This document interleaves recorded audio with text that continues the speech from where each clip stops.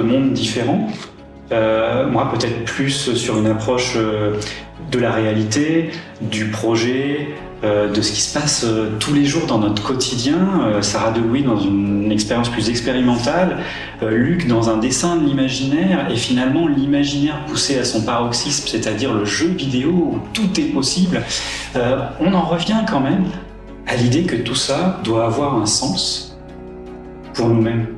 C'est-à-dire qu'on doit tous se rejoindre, les enfants, le public, les citoyens qui sont interrogés par Sarah Degouis.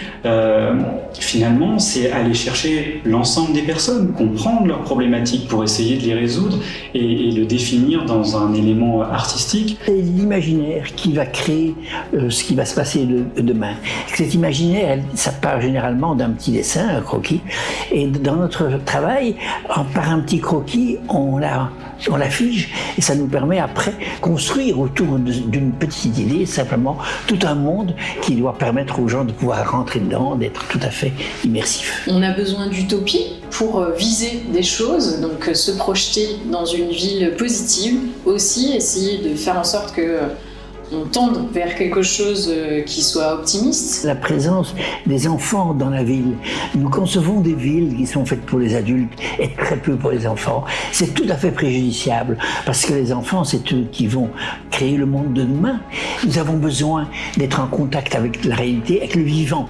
Donc je pense qu'il faudrait que à côté de chaque école, chaque lieu de vie où il y a des enfants, il y ait des terrains d'aventure où ils peuvent expérimenter beaucoup de choses ensemble avec d'autres enfants, et ça me paraît une nécessité absolue. When we talk about creativity and imagination and what could be the future and the way we can express this, we cannot do that without light because we cannot do it without pixels. So there are many ways to see pixels in our city. Again, there's the discussion we had about security or the constraints of, lighting the night.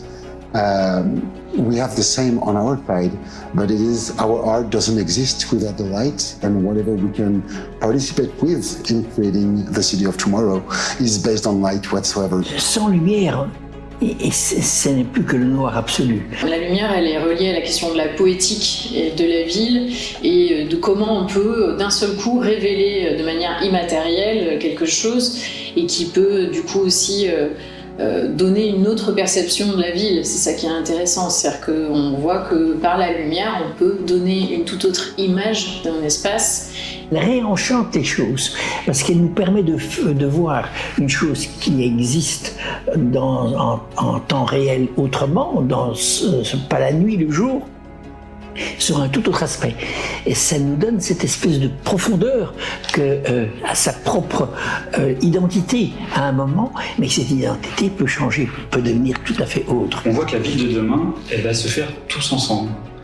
On va en fait finalement mêler tous les acteurs, à la fois les citoyens dans l'espace public, les personnes qui sont à la création, les personnes qui sont à la technique et surtout les commanditaires.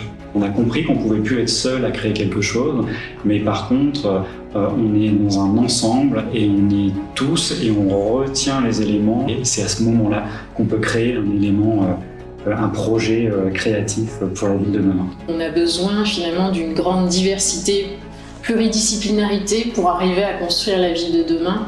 Donc en fait, de faire ensemble, on l'a vu, on avait 4 profils différents et en même temps des choses qui se complètent et qui viennent s'enrichir et qui font qu'on arrive à imaginer une ville plus riche. We have to take care of the cities to convey and to educate the next generations, to be creative and to have a take on what the future will be.